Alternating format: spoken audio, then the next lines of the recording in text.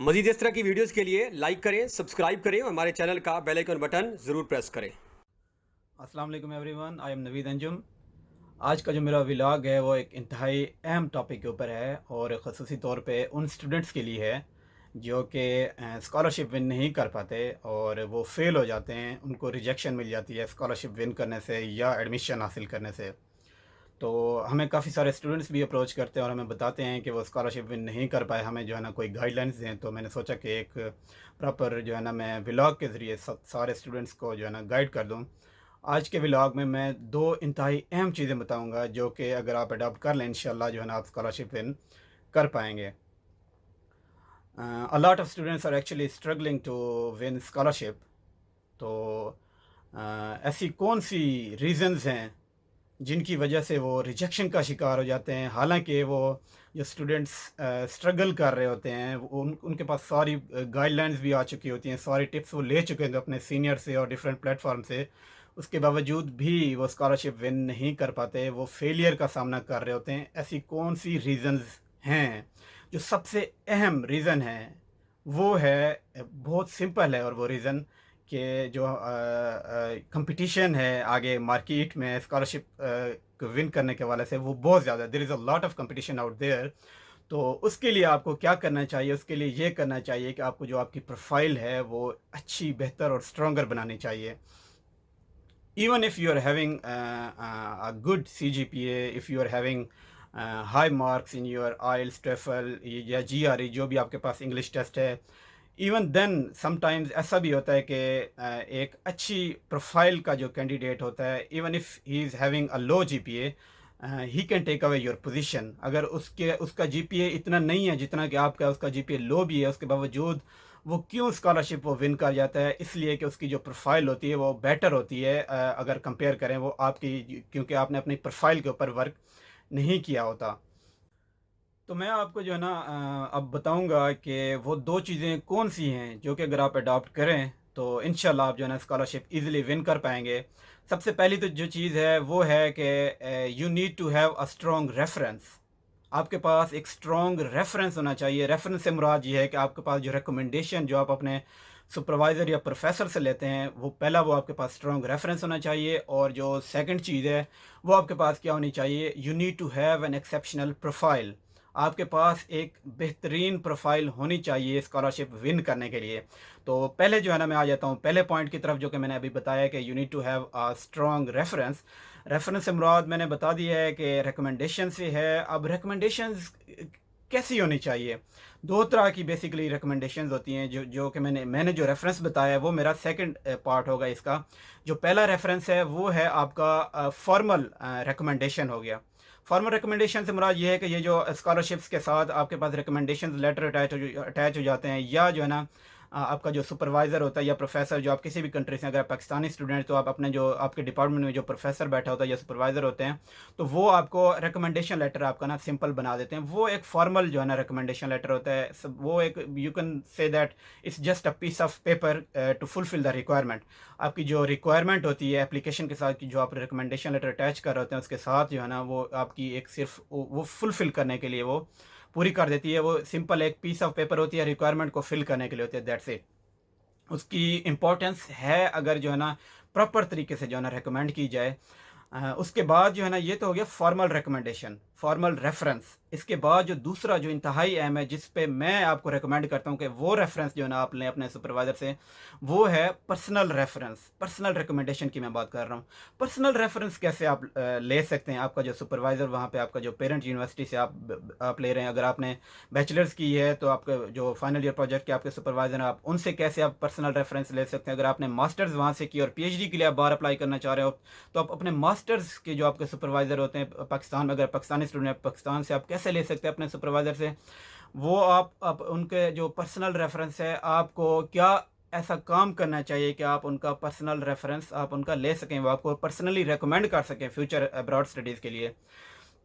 تو سب سے اہم چیز وہ یہ ہے کہ آپ you need to submit yourself to the supervisor. تو وہ ایسا نہیں کرے گا، آپ کا جو سپروائزر ہوگا وہ آپ کو کبھی بھی پرسنل ریفرنس تب تک نہیں دے گا جب تک آپ اس کا بھروسہ نہیں جیت پائیں گے۔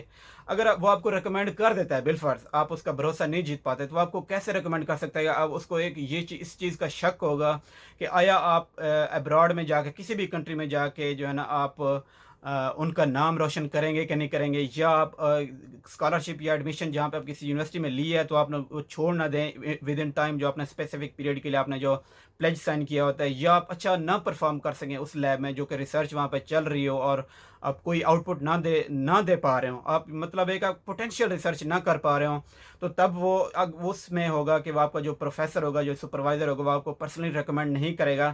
وہ کب کرے گا آپ کو پرسنلی ریکمینڈ؟ وہ تب کرے گا جب آپ اپنے سپروائزر کے ساتھ جو ہے نا ان ٹچ رہیں گے، آپ ان کے ساتھ محنت کریں گے، آپ کنسسٹنٹلی ہارڈ ورک کریں گے، آپ ان کو کچھ آؤٹ پٹ شو کرائیں وہاں پہ، جہاں اگر آپ فائنل ایئر پروجیکٹ کر رہے ہیں تو اس میں آپ اپنی محنت کریں، آپ ان کو شو کرائیں، آپ ان کو باور کرائیں کہ آپ ایک محنتی جو ہے نا اسٹوڈنٹ ہیں۔ آپ باہر جا کے آپ نے پہلے نہیں بتا دینا یہ کہ میں جو ہے نا یہ ساری چیزیں اس چیز کے لیے کر رہا ہوں کہ میں نے آپ سے ریکمنڈیشن لیٹر لینا ہے، یا آپ سے پرسنل ریفرنس لینا ہے کہ میں باہر جا کے پڑھائی کر سکوں۔ آپ نے ایک لائل اسٹوڈنٹ بن کے رہنا ہے۔ آپ کی جو ریسرچ پوٹینشیل ہے وہ آپ نے ان کو شو کرنا ہے، تاکہ وہ فیل کر سکیں، وہ آپ کے اندر جو ہے نا آپ کو کانفیڈنٹ ہو سکیں کہ آپ جو ہے نا ایک ایلیجیبل اور سوٹیبل کینڈیڈیٹ ہیں۔ اگر آپ جب فیوچر کے لیے جائیں تو تب آپ جو ہے نا ان سے پرسنل ریفرنس لے سکتے ہیں۔ پرسنل ریفرنس آپ اپنے فائنل ایئر پروجیکٹ جو کہ آپ بیچلرز میں کرتے ہیں اس کی بیس پہ بھی آپ ان سے لے سکتے ہیں، اگر آپ ان کا اعتماد جیت سکتے ہیں۔ تو اس کے بعد آپ اپنے ماسٹرز، اگر آپ نے پاکستان سے کیے، اگر آپ کسی اور کنٹری سے بھی ہیں، اگر آپ تو ماسٹرز کے اپنے سپروائزر سے بھی آپ پرسنل ریفرنس لے سکتے ہیں۔ وہ جب آپ کا اپنا اعتماد آپ کا جیت لے گا تب وہ آپ کو پرسنلی ریکمینڈ کرے گا، تب آپ اس کو یہ جو ہے نا وہ ڈاؤٹ نہیں رہے گا کہ یہ جا کے آگے میرا نام خراب کرے گا یا بھاگ جائے گا ریسرچ کرنے سے، یا اسکالرشپ کا جو پیریڈ ہے وہ پورا کرے گا، اس سے بھاگ جائے گا۔ وہ بالکل نہیں سوچے گا، وہ آپ پہ وہ کانفیڈنٹ ہوگا، وہ آپ کو ضرور جو ہے نا پرسنلی ریکمینڈ کرے گا۔ اور میں یہ آپ کو بتاتا چلوں کہ یہ سم ٹائمز جو ہے نا ورک کرتی ہے ایز اے میریکل۔ آپ کا جو پرسنل ریفرنس ہوتا ہے، پرسنل ریکمنڈیشن جو آپ کو سپروائزر دیتا ہے، فیوچر آپ کے سپروائزر کو، یہ ورک کر جاتا ہے ایز اے میریکل، کیونکہ جو سپروائزر جو باہر بیٹھا ہوتا ہے نا، وہ موسٹ آف دا ٹائم جو ہے نا، جو آپ کا پچھلا سپروائزر ہوتا ہے وہ جو ہے نا پرسنلی وہ جانتے بھی ہوتے ہیں ایک دوسرے کو، کیونکہ وہ پڑھ کے آئے ہوتے ہیں، کیونکہ تو وہ آپ کو کبھی بھی جو ہے نا، جب آپ کی پرسنل ریکمنڈیشن آپ کے لیے آئی ہوگی آپ کے پچھلے سپروائزر کی طرف سے، وہ کبھی بھی موسٹ آف دا ٹائم وہ ریجیکٹ نہیں کرتے اسٹوڈنٹ کو، وہ لے لیتے ہیں۔ وہ اس بیس پہ لے لیتے ہیں کہ جب وہ پچھلا سپروائزر جو ہے نا وہ خصوصی طور پہ ریکمینڈ کر رہا ہے پرسنلی طور پہ جو ہے نا، تو اس کا مطلب ہے کچھ نہ کچھ تو بات ہے کینڈیڈیٹ میں، اسٹوڈنٹ میں۔ اس کا مطلب ہے کہ جو اسٹوڈنٹ ہے وہ واقعی سوٹیبل ہے ہماری لیب کے لیے، اور اس کو مجھے لے لینا چاہیے۔ یہ تو ہو گیا پہلا پوائنٹ کہ آپ کے پاس پرسنل ریفرنس، آپ کے پاس اسٹرانگ ریفرنس ہونا چاہیے، اسٹرانگ ریکمنڈیشن ہونی چاہیے آپ کے پاس۔ سیکنڈ پوائنٹ جو میں پہلے پوائنٹ آؤٹ کر چکا ہوں، وہ ہے آپ کی جو اسٹوڈنٹ کی profile. You need to have an exceptional profile. تو ایکسیپشنل پروفائل بنانے سے کیا مراد ہے؟ ایکسیپشنل پروفائل بنانے سے مراد یہ ہے کہ اگر ان کیس اگر آپ کے پاس جی پی ایچ این نہیں بھی ہے، آپ کے پاس آئلس ٹوفل جی آر ای کے ٹیسٹ نہیں بھی ہیں، یا آپ کے پاس کم مارکس ہیں آپ کے پاس، تو اس کے باوجود جو ہے نا آپ اپنی پروفائل کو مزید اسٹرانگر کر سکتے ہیں۔ یہ ان اسٹوڈنٹس کے لیے بھی ہے جن کی اگر جی پی اچھا بھی ہے، ان کے پاس اچھے بھی مارکس موجود ہیں اور وہ ون نہیں کر پاتے اسکالرشپس، ان کے لیے بھی یہ ٹپ ہے کہ اپنی پروفائل کو بہتر بنائیں، اسٹرانگر بنائیں۔ کیسے بنا سکتے ہیں؟ وہ یہ ہے کہ آپ کیا کریں، جب آپ بیچلرز میں اگر آپ فائنل ایئر پروجیکٹ کر رہے ہیں تو آپ اچھی ریسرچ جب آپ کریں گے تو آپ کوشش کریں کہ اس کو نا پبلش کریں، جرنلز میں پبلش کرنے کی کوشش کریں۔ سب سے پہلے آپ تو اٹیمپٹ کریں کہ جب آپ کی اچھی ریسرچ ہو چکی ہوتی ہے تو آپ اس کو انٹرنیشنل ریکاگنائز جرنل میں آپ پبلش کریں، امپیکٹ فیکٹر جرنل میں۔ اور اس کے بعد اگر آپ کا کام اتنا اچھا نہیں ہے، آپ کا جو سپروائزر ہے وہ اتنا کانفیڈنٹ نہیں ہے کہ ایک انٹرنیشنل جرنل میں آپ پبلش کر سکتے ہیں، آپ اٹیمپٹ کریں ڈومیسٹک جرنل میں جائیں۔ ایچ ای سی کے جرنلز وہاں پہ موجود ہیں ہمارے پاکستان میں، ڈومیسٹک لیول کے جرنل ہیں، اس میں آپ پبلش کرنے کی کوشش کریں۔ اگر ان کیس ایک ڈومیسٹک لیول کی بھی ریسرچ آپ نے نہیں کی، آپ کانفرنس جو پیئر ریویوڈ کانفرنس ہوتی ہے آپ اس میں پبلش کرنے کی کوشش کریں۔ آپ کی جو کانفرنس پبلیکیشنز ہوتی ہیں وہ بھی میٹر کرتی ہیں جب آپ فیوچر میں اپلائی کرتے ہیں کسی بھی اسکالرشپ کے حوالے سے۔ آپ کی جو یہ پبلیکیشنز ہیں یہ بہت زیادہ میٹر کرتی ہیں آپ کی اسکالرشپ ون کرنے کے حوالے سے۔ تو کوشش کریں آپ کی جو ریسرچ آپ نے جو کی ہوتی ہے، اگر آپ بیچلرز میں ہیں تو آپ اس کو پبلش کرنے کی کوشش کریں، اور اگر آپ ماسٹرز आपने अगर वहीं से कर ली हुई और आप पीएचडी के लिए एडमिशन के लिए आप अप्लाई करना चाह रहे हैं, स्कॉलरशिप विन करने की कोशिश कर रहे हैं, तो एमएस में जो आपने अपनी रिसर्च कंडक्ट की है, आप कोशिश करें उसको आप अपना पब्लिश करने की कोशिश करें इंटरनेशनल जर्नल में, डोमेस्टिक में। और अगर आप वहाँ पे भी आपको लगता है कि नहीं कर पाते, तो जैसे मैंने बताया बैचलर्स के लिए जो आपने फाइनल ईयर प्रोजेक्ट किए, तो आप दोबारा उसमें कॉन्फ्रेंस में, पीयर रिव्यूड कॉन्फ्रेंस में, अच्छी कॉन्फ्रेंसिंग मौजूद होती हैं, आप उनमें पब्लिश करने की कोशिश करें। तो जब आप अपनी पब्लिकेशंस करने लगें, जब आप सोच लें कि आपने कोई रिसर्च पेपर पब्लिश करना है, चाहे वो इंटरनेशनल जर्नल में या आपका डोमेस्टिक लेवल का अपना जो नेशनल लेवल पे आपके किसी जर्नल में पब्लिश करने लगें, या आप किसी कॉन्फ्रेंस, पीयर रिव्यूड कॉन्फ्रेंस में आप पब्लिश करने लगें, तो कोशिश करें पहले लाजमी ये चीज़ चेक कर लें कि वो जर्नल जो है ना फेक तो नहीं है।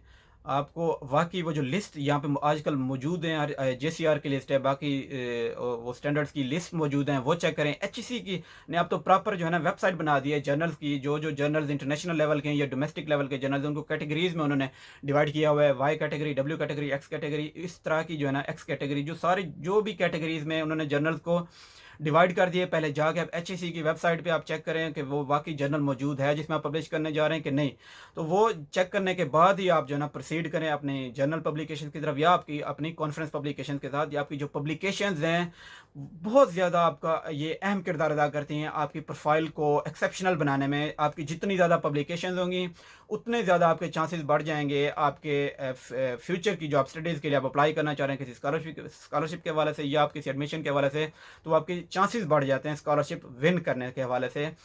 जब आप ये सारी रिक्वायरमेंट्स आप पूरी कर लें, अपने पेपर्स आपके पब्लिश्ड हों, आपकी प्रोफाइल बेस्ट हो जाए, आपके पास रिकमेंडेशंस भी आपके पास हैं, स्ट्रॉन्ग पर्सनल रेफरेंस आपके पास मौजूद है, तो जब आप किसी सुपरवाइज़र को अप्रोच करते हैं, तो आप गूगल के थ्रू या किसी यूनिवर्सिटी की वेबसाइट के थ्रू जब आप उनकी प्रोफाइल को चेक कर रहे होते हैं, आप फ्यूचर सुपरवाइज़र जो आपके होते हैं, जिनके साथ आप मिलकर आप अपनी फ्यूचर की रिसर्च कंडक्ट करना चाह रहे हैं, या आप जिनके साथ आप अपनी मास्टर्स या पीएचडी की जो डिग्री है वो आप करने जा रहे होते हैं, तो उनकी प्रोफाइल चेक कर लें। अपना जो उनकी रिसेंट रिसर्च उन्होंने जो कंडक्ट किए होते हैं, उनके latest published articles, research papers जो होते हैं, वो आप उनकी वेबसाइट के ऊपर उनकी प्रोफाइल चेक करके आप देख सकते हैं। आप उसी डोमेन में रहते हुए जो कि आपने अपना रिसर्च प्रपोजल बनाना है, रिसर्च प्रपोजल क्योंकि बहुत ज़्यादा अहम किरदार अदा करता है, इसलिए मैं ये चीज़ पॉइंट आउट कर रहा हूँ कि उनकी प्रोफाइल चेक करके फिर आप अपना रिसर्च प्रपोजल बनाएं, ताकि आप एक अच्छा जो है ना रिसर्च गैप ढूंढ सकें, और एक जो है ना ऑब्जेक्टिव्स बेस्ड आपका जो रिसर्च प्रपोजल आपका होना चाहिए। तो वो आपके चांसेस, नंबर ऑफ़ चांसेस जो है ना वो आपके बढ़ जाएंगे, और जो आपका फ्यूचर सुपरवाइज़र होगा वो सोचेगा कि वाकई ये एक सूटेबल कैंडिडेट है जिसके पास स्ट्रॉन्ग प्रोफाइल भी है और पर्सनल रिकमेंडेशन भी है, और इसका जो रिसर्च प्रपोजल है वो भी मेरी डोमेन से मिलता जुलता है। तो वो कभी भी ऐसा नहीं करेगा वो आपको रिजेक्ट कर दे और आपको वो ना ले। तो मैं उम्मीद करता हूँ कि जो है ना आपको मेरा ये व्लॉग पसंद आया होगा, और दुआ करता हूँ कि आप जिन स्कॉलरशिप्स के लिए आप तगदो कर रहे हैं और कोशिशें कर रहे हैं, अल्लाह आपकी मेहनतों को रंग लाए। और अपनी दुआओं में मुझे याद रखिएगा। हमारे चैनल को सब्सक्राइब करना हरगिज़ मत भूलिएगा। अल्लाह हाफ़िज़।